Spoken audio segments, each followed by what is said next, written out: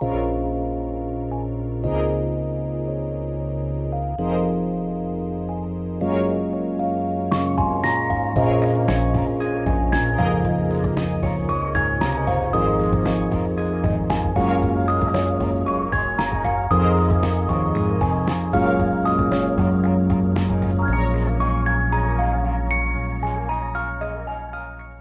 and welcome to the latest episode of Marketers of the Universe.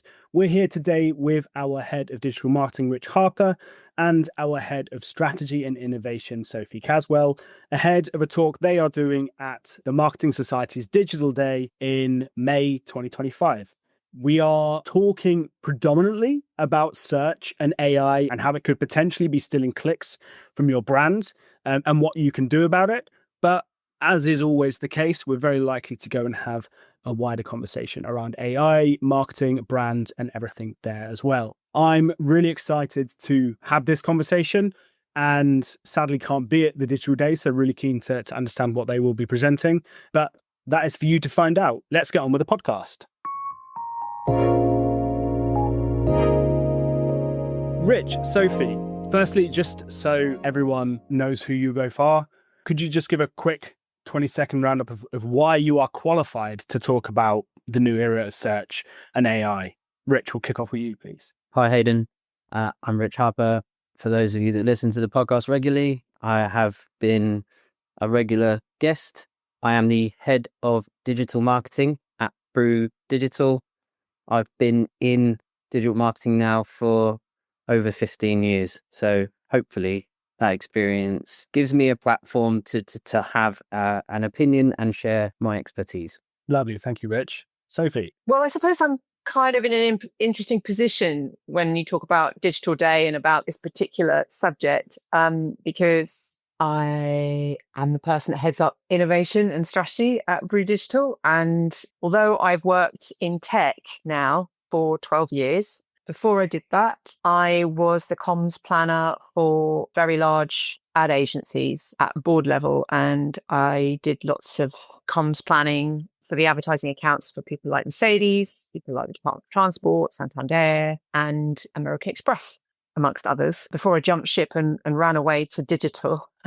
And now I use the sort of communications planning capability bedrock that I had and user insight and psychology bedrock to understand how user interactions work within technology, specifically, not just digital marketing, but the structuring of websites and what drives people to the behaviors online that they display. And so when Rich and I were discussing what we wanted to talk about at Digital Day, we were discussing the issues around AI and how that's affecting the way that people's search results come out. And we both came to the very similar views in terms of some of the best strategies that people could actually use. And although I transitioned 12 years ago into the digital space and spent a lot of my time deep in the tech world rather than necessarily straight marketing and structuring websites, the observations of what I know from my background before I moved into this and how digital marketing is evolving is useful to impart. Yeah, of course. Thank you both for that. Let's jump straight into the nitty-gritty of it. AI has been a massive, massive thing in marketing, or in everywhere, like all walks of life, over the last 12 to 18 months. Can you kick things off by just giving a bit of context around what is actually happening that people should be a little bit worried about? The evolution of search, as well as the kind of introduction of AI into the mainstream in the last kind of 18 months, has meant that traditionally how we used to search and find information, which was a paid ad, which would have appeared at the top of the search result page, or an organic listing that would have appeared on the page somewhere, has changed and shifted somewhat. So whereas before we were optimizing to drive traffic to our site, the introduction of AI overviews has kind of changed that, because people no longer need to click through to find out the information, because the AI overviews in Google are answering their queries there and then. That has resulted in, I think in 2024, from the research, around 60% of searches now result in a zero click. So that's had obviously a heavy impact on websites' traffic. And has probably had a lot of brands scrambling around thinking about what they need to do about that. Yeah, I think when Rich and I were talking about this challenge that marketeers are finding and his views on the best things to help combat it, it was really interesting because I was trying to think of best examples of why it's super important to focus on what AI is doing and what the results are further down the page. And I actually had that very evening an example which really, really resonated, which is I had a flat battery in my car. And so you go straight into Google and you're like, why have I got this flat battery? Now I had an inkling it's because it's an old battery, Scan as usual. Oh, look, there's the AI. Yeah, here are the reasons. Oh, look, age. Yeah, hit the bullseye. But actually what I was really looking for was to look at the sources for that. I had to push further down the page because I wanted to see more information from trusted brands that I know. And I wanted to know about the services that they will help me with in order to sort that problem super quickly because I needed my car back up and running for urgent things the next day. So I was actually looking for a brand. In this case, it was Halfords because I know from their previous brand advertising that they offer same day inventory and fitting. And provided I could actually start my car again, I'd be able to get to my local branch and do that.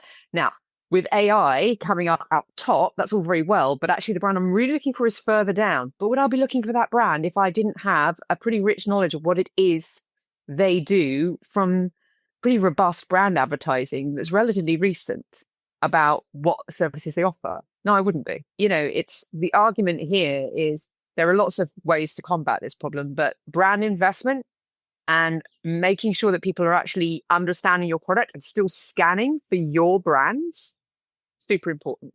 That's kind of got me thinking a little bit like, actually, we as marketers over the last 5-10 years really, really pushed performance. When it comes to SEO in particular, we've invested money into creating content and more content and content that answers all of the possible questions that people search. Actually, if what you're saying there is true, Sophie, actually the brand is way more important than that, and the kind of performance side of things isn't as important. Do you agree with that statement, or do you think there's more? It is a tricky balance. It's very, very important to sort of have a look at the economic times in which we're in. We've got new technology like AI that everyone's like every single day something new comes out and we're kind of excited and also terrified and also trying to think how the best way to harness that is and everything that brings with it. But we're also, I don't think anybody would dispute that we're in pretty challenging economic times. Okay. And in my previous life, I must have written between 20-25 different papers for clients trying to defend their budgets, marketeers trying to defend their brand budgets in difficult economic times, because the first thing people start to do is tell them they've got to slash their spend. And brand always seems to be the thing that people think is the nice to have rather than must have. Now, I'm not saying that this environment is the same as that, because, hey, AI didn't exist back in the early noughties, early 90s when I first started to write these papers. But it does rhyme. And if you go and look at things like the Harvard Business School repository of information, Harvard Business Reviews, some of the leading research establishments for marketing and business in general, you will find so much information on the importance of maintaining your brand investment to ensure that you land up with immediate sales and to ensure that when you come out of those tricky economic times, you are best positioned to have a decent market share, first survive and then thrive. And some of the papers and the summaries of those papers are absolutely fascinating. So to my mind, it's not massively invest in your brand. It's not outspend your competitors. It is a balance between making sure you continue to invest in your brand, but you also are ensuring that you have the response mechanics, to get the performance marketing operating as much as possible. And that is hard because people are pushing you to reduce down your spend all the time or to combine those two spends, which is never a good idea. We're all guilty of driving performance. I'm not sure if it's marketers' fault. I think there's the pressure from the CEOs, there's the pressure from CROs, there's the pressure from all different parts of the business to drive leads and to show that marketing is having a positive impact on the bottom line. I think it's always been difficult with attribution models and stuff like that to be able to always prove that. So we jump to that point in time where we can say, hey, this is what we can show, often vanity metrics, to justify our position, because it's just the way kind of things have progressed. But there's been so many studies and there's lots of research out at the moment that backs up that the brands that win on the performance side of things are the brands that invest in brand as well, and not just a small amount of brand investment. They heavily invest in their own brand. And I think it's always kind of, it's hard to measure the direct impact of kind of brand campaigns in terms of that bottom line revenue. So you have to look at metrics away from just clicks, impressions, the vanity stuff that we're also guilty of pushing in front of a CEO, and basically start talking the right marketing language in front of the board. And when I say the right marketing language, I mean, let's step away from those types of metrics and start to insert ourselves in the fact that how are we driving that bottom line revenue? How are we aligned with sales? How are we aligned with other departments, other areas of the business? Because the marketing team isn't just the lead generation function, it is a strategic driver behind, really, for me, business growth. One of the things that you mentioned there around vanity metrics, kind of just bringing this back to the specifics of search and AI, I completely agree with a lot of what you said.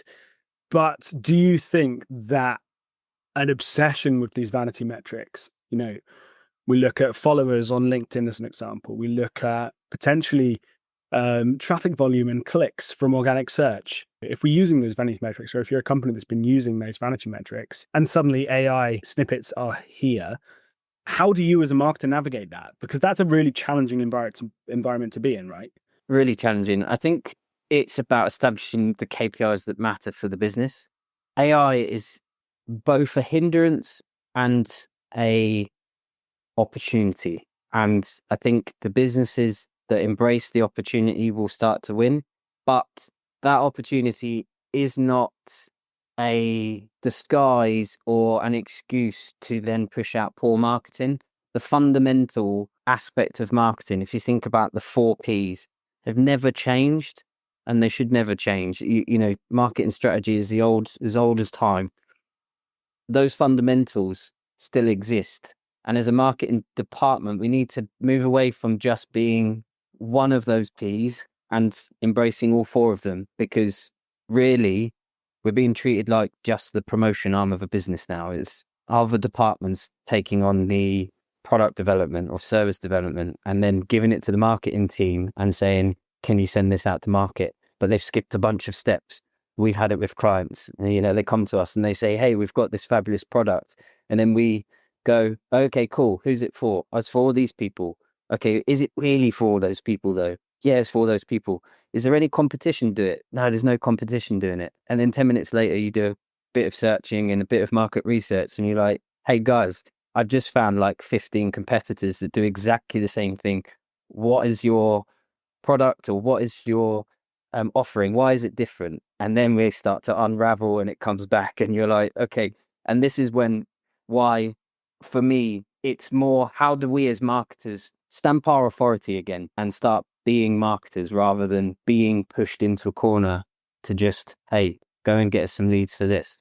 I'd agree with those sentiments. I would absolutely say that there's an erosion of the basic capabilities in marketing, I think, generally these days, as there is a proliferation of companies exploding. It has been over the last 20 years of startups and God knows what else. And then the technology that's available for people to Google anything they don't understand, or rely on AI or the surfacing of information via the internet to get any information that they should really have known or looked at or had experience of or what have you, to get them out of a tight spot. I think there's generally a lack of appreciation of the thinking that needs to go on before you actually embark on any kind of marketing campaign. The idea of actually having a strategy is sometimes, what is that? I don't really know what that is, and that's just bizarre to me. Very, very strange that there is no real thinking that goes on a lot of the time behind why you're doing what you're doing. You're just going hell for leather, or you're going on hunches, or you're getting through by using buzzwords. And that might work when things are buoyant. And that's fantastic. Great. Well done, you. But for senior clients who are having to make very, very bold decisions about how they're going to handle the other people in the boardroom when it comes to defending their budgets, you need people who can think their way out of a tricky situation in terms of the challenges that marketeers face and defend those budgets, justify why you're doing what you're doing, and not capitulate, and try and help that organization navigate difficult times and new challenging times in technology as best they can, so that when they come out the other end, they're best placed, and they are not playing catch up, and they still exist. If you don't, and you just have people that and you haven't done your due diligence in terms of employing people or upskilling people who can think their way out of situations and help you, you're going to struggle. From a personal point of view, what do you say to a client when they're having those struggles? Well, for me, it's easy, because if I'm already talking to a client and they're having those struggles, they come to the right person, because usually they're talking about technology in relation in some way, shape or form to their marketing. Usually when it's me, it's about a website or something like that.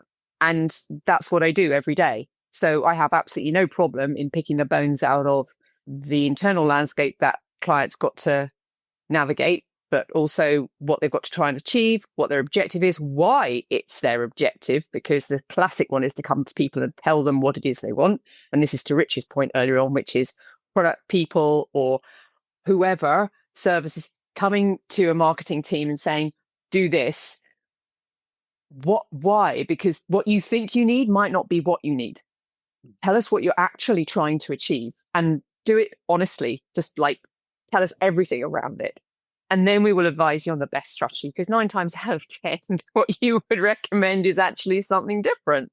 So what would I say to those people? Firstly, I would say invest in people who do have capability of critical thinking. And if you need to spot that, then by all means, people can DM me on LinkedIn and find out some hints on how to help them with that. But have a look for people who have worked on brands that are complex. Have a look at people who have stayed in organizations and evolved in those organizations and have the capability or have a background that actually points towards being able to understand consumer behavior in depth, and then start upskilling. And there's a wonderful organization called the Marketing Society who can help you with that. But yes, if people want advice, then by all means, DM me. I'm very happy to give it. For me, it's when a client comes to me, it's about going back to basics and really, like Soph said, it's understanding really what it is that they want to achieve. And when I talk about things like going back to basics, we're all guilty of it. We have a service or we have a product and it's doing well. How are we going to create another revenue stream? How are we going to create a service or a product that can help us achieve bigger growth, bigger revenue? I use Starbucks. Everyone knows Starbucks. Starbucks had got to a point where they were actually seeing a decline in sales. And when they replaced their CEO, it basically came to light that their menu was too complicated. Because they were trying to appease everybody, they created such a complicated menu, and actually these drinks were becoming more complicated to make, which meant the baristas were taking more time to make the drinks, that they lost the original ethos of what they were. So people coming in to get a quick coffee and leave are having to wait 10, 15 minutes to get a coffee. They don't understand the menu because they can't actually find their favorite drink. The baristas don't know how to make them because there's so many different drinks to make, that they actually had that negative impact on sales, and they started to decline because people are like, this is not what I signed up for. And then they walk out the door and they don't come back. They had an aggressive expansion strategy during a period where other people were floundering, people like Coffee Republic, etc. And, they struggled in the end because they couldn't support that expansion. And then you see the rise of the independent coffee shops because they can go in there, they can get, that experience, like, they get the smells, they get the taste. they get that kind of feel-good factor rather than going into Starbucks and going, I don't know, is it Christmas? Is it Easter? We've got all sorts of different syrups and all sorts of, different things going on when all I want is just a flat white. We're talking a lot here about experiences that brands are having, our experience of working with clients. Now, the title of your talk suggests that AI is stealing your clicks, it's not helping your brand. How can you explain that title to me, please? We could turn that question back to the audience. If Google's not going to send you clicks anymore, how's your brand going to stay relevant? How is it going to stay indispensable? And by doing, let's call it lazy marketing, that's by doing the same stuff as your competition, by using AI to generate your content, which is inevitably going to spam the internet, how are you going to stand out from the crowd? Going back to our point earlier, we need to invest in people. We need to invest in strategic thinkers. We need to invest in creativity, because let's face it, we could type into AI prompt, turn me into a plastic action figure, and it will do it in seconds. That's not the creativity that we need. And the creativity we need is not going to come from AI. It's going to come from humans. We're in this world where people are jumping on trends. So effectively, we're jumping on trends and creating the same content anyway. And there was a recent study from Dentsu, I think it was the end of last year, that said 71% of B2B marketers think their messaging is unique, but 68% of buyers say that all brands sound the same. So how do you, regardless of what's happening with AI, how do you become that brand that is not just thinking they're unique, but actually being unique? Creativity, isn't it? Creativity, but talk to your bloody audience, talk to your customers. Well, I think that again is we're so guilty of just making presumptions that we know best without doing that market research, without knowing what the audience thinks, how they buy. Talk to people, talk to your audience, understand how that messaging is resonating with them, understand how that product is resonating in the marketplace. I'd say the central requirement of understanding your users remains. And when it gets mentioned, people tend to go, "Oh yeah. We all support a user-centric marketing strategy. Great. Show us your research." Mm-hmm. Okay, you've talked to 3 people. One of them is yourself. That's not enough. What else have you done? Let's have a look. Let's see what do we understand? What's our insight? What's the pain points? There's your buzzword. What's your pain points?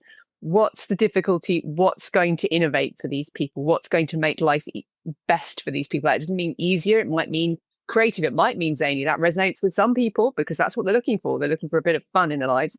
But actually, they're looking for maybe something that just makes their life a bit easier sometimes, or both. But central tenet of what is the user insight remains the same. Do you think that user research is enough to understand and create a unique message? No, you need to understand the market potential, because it's all very well you seeing a gap in the market from a user's perspective, but where's the monetization of it? What's the pricing strategy? Is it realistic? Is it feasible? What have you done? What forecasting have you done? Even if you don't have oodles of resource to help you with this is a way to actually use the technology in a positive way. Go out and look at the methodology. It doesn't take much effort to go and have a look and see what there is on the internet that actually can help you find that out, even if you don't have a massive research team or an innovation team. Then you take that work and you ask people's opinion about it that matter. Whether or not you're in a large corporation or you're in a startup or you're in a scale up, whatever you're doing, go and find out the facts, then get the qualitative, and then put those two together and evaluate based on those things. What is the best route forward? I liked what you said about opinion there. I guess if we look at AI, the one thing that does separate us still is AI can't really have an opinion. The scary thing is there will be people out there that just believe what it tells them. I do it. I read it and I'm like, oh yeah, that's it. And then I go, oh shit, no, this is the AI. I need to source check. Yeah. And do you know what as well? It's not even just AI, because the internet is full of content that's not accurate. Which is why, taking it back to kind of Google and stuff like that, there is such a focus. The March core update that was just released.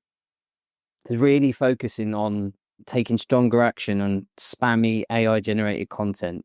It's really emphasizing people putting out content that provides high value to the user, is well researched, and is authoritative. If we can start to push more content out in the world, the AI will catch up and it will start to give us those answers. But we're the ones, we can't blame AI for giving us the wrong answers when we flooded the world with this crap in the first place. Nor can you blame it when you take it as read that it's right. Yeah. Again, back to this point about engaged brain. Make sure you have people that can think about these things and evaluate and decide whether or not they're true. I'm going to go back to the title to kind of tie things up. Before I get there, I just want to mention, we've spoken about Google and Meta, and we're in this world now where the infrastructure of the web is and data ownership is really around Google and Meta. And when we talk about SEO, we really think about Google, and everything else is a second opinion. How do we go against that and understand this new AI driven world? How do you navigate that? Well, one of the things that Rich has talked about quite a lot, and we are going to talk about a digital day, is that one of the things we have to advocate for is search everything optimization, right? Mm-hmm. Because the fact of the matter is that people aren't just searching Google now.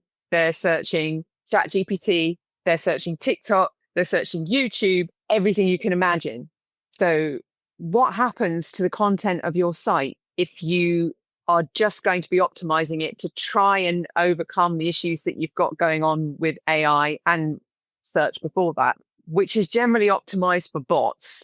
So I think our view on this, and it isn't necessarily a new view of ours, but our view on this is generate content for humans that is useful to humans, because you're not going to go far wrong, because whatever might come along that's going to try and scrape your site and optimize the content for consumption by humans, you might not like it. You might need to change it further down the line, depending on what comes out from a technology perspective and what becomes preeminent. But right now, ensure that you are producing content that humans are going to find useful and interesting. And that is probably one of the most important bits of advice to give right now. It's probably going to be the thing that has the most longevity.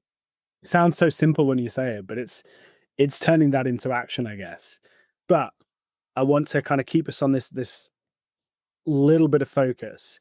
And actually, when you said that, it did make me realize, we've been really worried about these, particularly on Google, AI overviews, taking clicks away from websites. But actually, what you just said there, TikTok, YouTube, LinkedIn, all of these places people are searching, they're not necessarily going back to your website for that information. So maybe you need to start thinking about that with Google as well. But I believe that is where your conversation at Digital Day with the Marketing Society is going to be. So for me to try and get a sneak peek at the answer, and for anyone who maybe wasn't there, why AI is stealing your clicks and not helping your brand, and what to do about it. What do we do about it?